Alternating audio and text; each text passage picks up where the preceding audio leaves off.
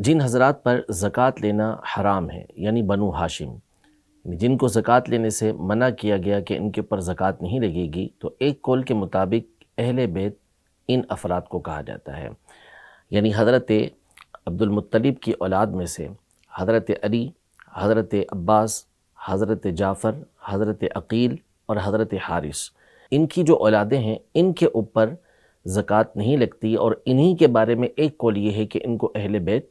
کہا جاتا ہے۔ جیسا کہ ایک حدیث پاک میں نبی پاک صلی اللہ تعالیٰ علیہ وآلہ وسلم نے یہ ارشاد فرمایا کہ ہم آل محمد یہ زکوٰۃ نہیں کھاتے، ہم صدقہ نہیں کھاتے۔ تو اس سے استدلال کرتے ہوئے بعض علماء نے فرمایا کہ یہ حضرات سب کے سب اہل بیت کے اندر ہیں، جبکہ بعض علماء کے مطابق ایک حدیث مبارکہ میں یہ ارشاد ہوا کہ آل محمد کل تقی، کہ ہر متقی مسلمان یہ آل محمد ہے۔ لیکن صحیح اور درست بات یہ ہے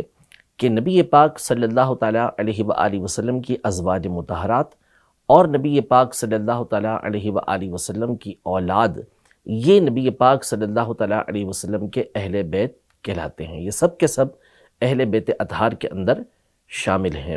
حدیث مبارکہ میں صحیح بخاری شریف کے اندر جب صحابہ کرام علیہم رضوان نے عرض کی کہ ہم آپ پر درود پاک کیسے پڑھیں، تو نبی پاک صلی اللہ تعالیٰ علیہ وآلہ وسلم نے ان سے یہ ارشاد فرمایا کہ قولوا اللہم صلی علی محمد وعلی ازواجہ وذریتہ۔ جو درود ابراہیمی پورا پڑھنے کا ہے طریقہ کار، اس میں صحیح بخاری شریف کی ایک حدیث کے اندر نبی پاک صلی اللہ تعالیٰ علیہ وآلہ وسلم نے اپنی ازواج پر بھی درود پڑھنے کا اپنی اولاد کے ساتھ حکم ارشاد فرمایا۔ تو اس سے استدلال کرتے ہوئے بعض علماء نے یہ ذکر کیا کہ اس سے بھی ازواج مطہرات کا اہل بیت کے اندر داخل ہونا یہ بالکل واضح طور پر معلوم ہوتا ہے۔ اس کے علاوہ قرآن مجید فرقان حمید کی واضح اور صریح نصوص موجود ہیں کہ نبی پاک صلی اللہ تعالیٰ علیہ وآلہ وسلم کی جتنی بھی ازواج مطہرات ہیں وہ سب کی سب نبی پاک صلی اللہ تعالیٰ علیہ وآلہ وسلم کے اہل بیت کے اندر داخل ہیں۔ مشہور جو آیت مبارکہ ہے سورہ احزاب کی، جس میں اللہ جل شانہ نے یہ ارشاد فرمایا کہ انما یرید اللہ لیذہب عنکم الرجس اہل البیت ویطہرکم تطہیرا۔ اللہ پاک اس بات کا ارادہ فرماتا ہے اے اہل بیت کہ تم سے رجس کو دور ہی رکھے اور تمہیں خوب ستھرا کر دے۔ یعنی اہل بیت اطہار کو اللہ پاک نے گندگی سے دور رکھا اور ہمیشہ کے لیے پاکیزہ بنایا۔ اس آیت کا جو سیاق و سباق ہے آپ پڑھتے چلے جائیں، نبی پاک صلی اللہ تعالیٰ علیہ وآلہ وسلم کی ازواج مطہرات کا اس کا شروع سے تذکرہ چلتا ہوا آ رہا ہے، اور اس کے بعد بھی نبی پاک صلی اللہ علیہ وسلم کی ازواج مطہرات کا اس میں تذکرہ موجود ہے۔ اسی طرح سورہ آل عمران کی آیت نمبر 121 میں جہاں غزوہ بدر کا ذکر اللہ پاک نے فرمایا، نبی پاک صلی اللہ تعالیٰ علیہ وآلہ وسلم جس وقت غزوہ بدر کے لیے تشریف لیتے ہوئے جا رہے تھے تو اس میں الفاظ یہ ہیں وَإِذْ غَدَوْتَ مِنْ أَهْلِكَ تُبَوِّئُ الْمُؤْمِنِينَ مَقَاعِدَ لِلْقِتَالِ وَاللَّهُ سَمِيعٌ عَلِيمٌ، کہ جب آپ صبح اپنے گھر سے، اپنے اہل سے یعنی اہل بیت سے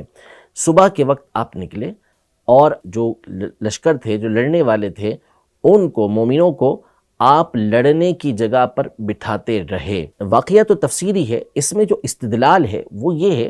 کہ یہاں یہ ذکر کیا گیا ہے کہ نبی پاک صلی اللہ تعالیٰ علیہ وآلہ وسلم اپنے اہل سے صبح کے وقت غزوہ بدر کے لیے تشریف لے کر گئے۔ یہاں اہل کا لفظ استعمال ہوا جس کو اہل بیت کہا جاتا ہے،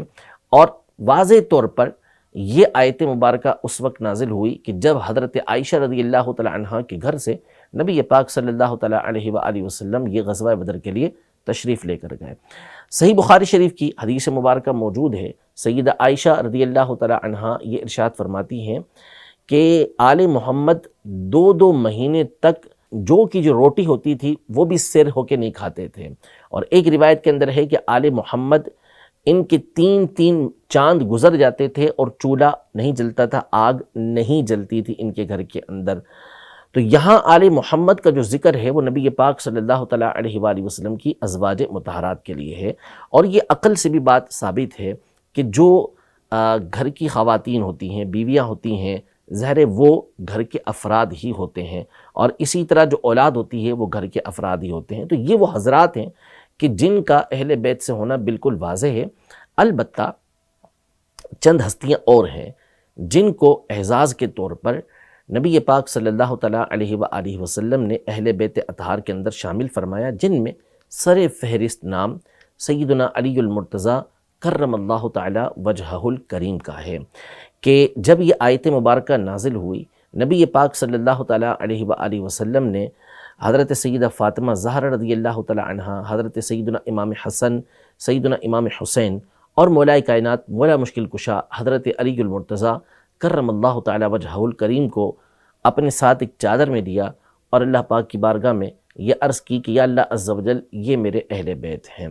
تو اس میں سیدنا علی المرتضیٰ کرم اللہ تعالیٰ وجہہ الکریم کو بھی نبی پاک صلی اللہ تعالیٰ علیہ وسلم نے اہل بیت کے اندر شامل فرمایا۔ تو یہ سب سے اعلیٰ ہستی ہیں کہ جن کو نبی پاک صلی اللہ تعالیٰ علیہ وآلہ وسلم نے اہل بیت کے اندر شمار کیا۔ اس طرح اور صحابہ کرام علیہم رضوان ہیں، لیکن ان کو دوسرے لحاظ سے اہل بیت کے اندر نبی پاک صلی اللہ علیہ وسلم نے محبت کے طور پر ان کی قربت کی وجہ سے اپنے اہل بیت کے اندر شمار کیا، جیسے سیدنا سلمان فارسی رضی اللہ تعالیٰ عنہ کہ مستدرک حاکم کی حدیث مبارکہ ہے، نبی پاک صلی اللہ تعالیٰ علیہ وسلم نے ارشاد فرمایا کہ سلمان یہ ہمارے اہل بیت میں سے ہیں۔ اسی طرح معجم کبیر طبرانی کی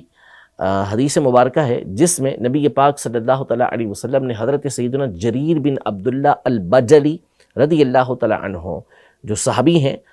ان کو بھی ارشاد فرمایا کہ جریر یہ ہمارے اہل بیت میں سے ہیں۔ تو ان کو تکریم کے لیے، تعظیم کے لیے اور ان کی فضیلت کو بیان کرنے کے لیے نبی پاک صلی اللہ تعالیٰ علیہ وسلم نے اہل بیت کے اندر یہ شمار کیا، ورنہ حقیقی اعتبار سے ازواج مطہرات اور نبی پاک صلی اللہ تعالیٰ علیہ وآلہ وسلم کی اولاد اور حضرت علی رضی اللہ تعالیٰ عنہ یہ اہل بیت اطہار میں شمار ہوتے ہیں، اور اس کے بعد پھر جو امام حسن، امام حسین رضی اللہ تعالیٰ عنہما کے ذریعے سیدہ فاطمہ زہرا رضی اللہ تعالیٰ عنہا کی نسل مبارک چلی، ان ہستیوں کو،